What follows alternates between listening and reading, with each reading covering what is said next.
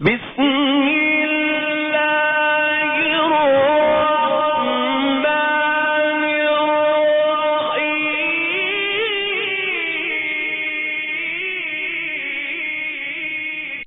الرحیم الحمدللہ رب العالمین صلی اللہ علی نبینا محمد وعلی آلہ وصحبہ اجمعین اما بعد۔ ابو ہریرہ رضی اللہ عنہ سے روایت ہے کہ رسول اللہ صلی اللہ علیہ وسلم نے ارشاد فرمایا، اللہ تعالیٰ ارشاد فرماتا ہے، میں تمام شرکاء کی نسبت سے شرک سے زیادہ بے نیاز ہوں۔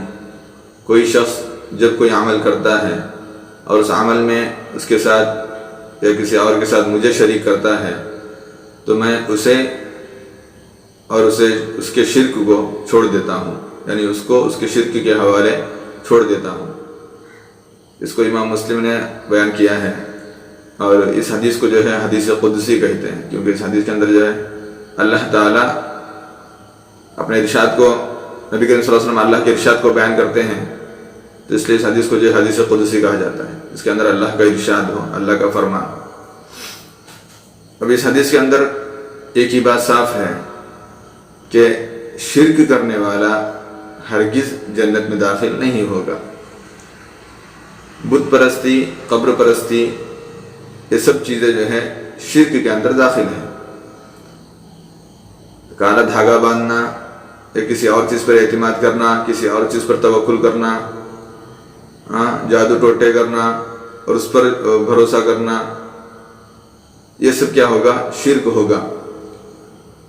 اب یہاں پہ یہ بات سمجھ لینی چاہیے کہ کوئی اگر کالا دھاگا باندھتا ہے اس بنا پر کہ وہ کالا دھاگا اس کو ہر مصیبت سے نجات دلائے گا، اس کو ہر پریشانی سے دور رکھے گا، اس کی بیماری دور رکھے گا، اس کی بیماری کو دور کرے گا، اس کو شفا دے گا، یعنی ہر طرح سے اس کی حفاظت کرے گا، صرف یہ کالا دھاگا اس کے ہر طرح سے حفاظت کرے گا، تو اس یقین کے ساتھ، اس اعتماد کے ساتھ وہ کالا دھاگا باندھتا ہے تو جو ہے اللہ اس کو اس کالے دھاگے کے حوالے کر دیتا ہے، اور اللہ جو ہے اس کا ساتھ چھوڑ دیتا ہے۔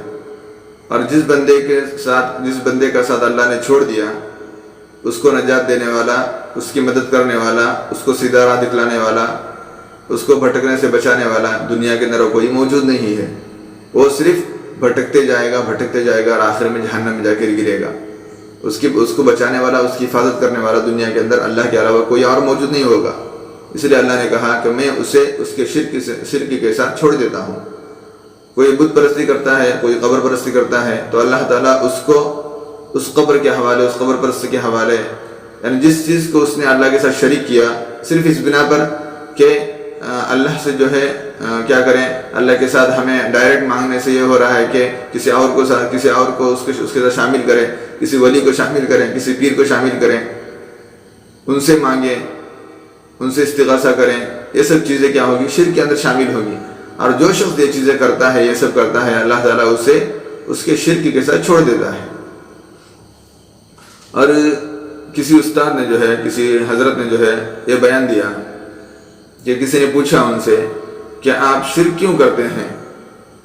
حالانکہ اللہ نے خود کہا کہ کچھ مانگنا ہو، کچھ استغاثہ کرنا ہو، مدد طلب کرنی ہو تو ڈائریکٹ مجھ سے مانگو، مجھ سے طلب کرو، میں جو ہے دینے والا ہوں، میں عطا کرنے والا ہوں، اللہ نے صاف کہہ دیا۔ اب یہ حضرت، یہ مولانا جو ہے، یہ حضرت، یہ استاد جو ہے، اس کا اس طرح سے جواب دے رہے ہیں کہ شرک کیوں کرتے ہیں، تو انہوں نے کہا کہ آپ کے گھر کے پاس ٹرانسفارمر ہے، آپ کے گھر کے پاس ایک بڑا سا ٹرانسفارمر ہے جس سے کرنٹ پاس ہوتا ہے۔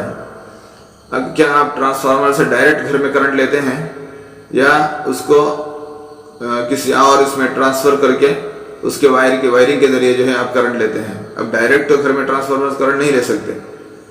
تو اسی طرح سے جو ہے اللہ تعالیٰ ایک ٹرانسفارمر ہے، اور ہم ڈائریکٹ اللہ سے دعا نہیں مانگ سکتے، اللہ سے ڈائریکٹ بات نہیں کر سکتے۔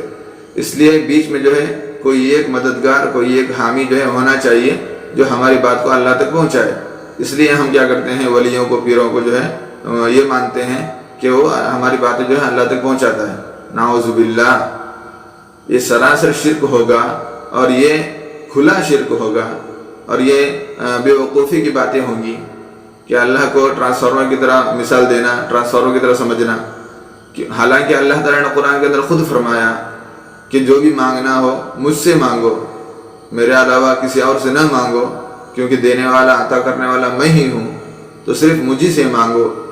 اللہ تعالیٰ نے صاف صاف الفاظ میں قرآن کے اندر کہہ دیا ہے فَادْعُونِي أَسْتَجِبْ لَكُمْ، مجھے پکارو، مجھ سے دعا مانگو، میں تمہاری دعاؤں کو جواب دوں گا، میں تمہاری دعاؤں کو قبول کروں گا۔ اللہ تعالیٰ نے صاف الفاظ میں کہہ دیا، پھر بھی یہ لوگ جو ہیں، یہ مولانا لوگ، یہ حضرت لوگ جو ہیں، یہ استاد لوگ جو ہیں، لوگوں کو بیوقوف بنا کر ان سے پیسے ایٹھنے کا کام کرتے ہیں، اور اگر کوئی ان سے ٹوکے، ان کو روکے، تو ان کو اس طرح کے جواب دے کر ان کا منہ بند کرا دیتے ہیں۔ حالانکہ ایک چھوٹا بچہ بھی سمجھ جائے گا، کیونکہ اللہ تعالیٰ نے قرآن کے اندر صاف الفاظ میں فرمایا کہ شرک کرنا یہ بہت بڑا گناہ ہے، اور شرک کرنے والے کو میں کبھی معاف نہیں کر سکتا، معاف نہیں کرتا، اور اس کا ٹھکانہ جہنم ہی ہے۔ تو خدا را اس پر غور کیجئے، اور جو کچھ اعمال کر رہے تھے، جو کچھ بت پرستی، قبر پرستی سے سب کر رہے تھے، شرک کر رہے تھے، ان سے جو ہے باز آئیں، اللہ سے توبہ کریں، رجوع کریں، اللہ سے مغفرت مانگ کر رجوع کریں، توبہ کریں، اور اللہ کی طرف لوٹیں، سیدھے راہ کی طرف لوٹیں۔ اللہ تعالیٰ ہمیں صحیح راہ پر چلنے کی توفیق نصیب فرمائے، اور اس کے دین کو سمجھ کر اس پر عمل کرنے کی توفیق نصیب فرمائے۔ آمین۔ السلام علیکم ورحمۃ اللہ وبرکاتہ۔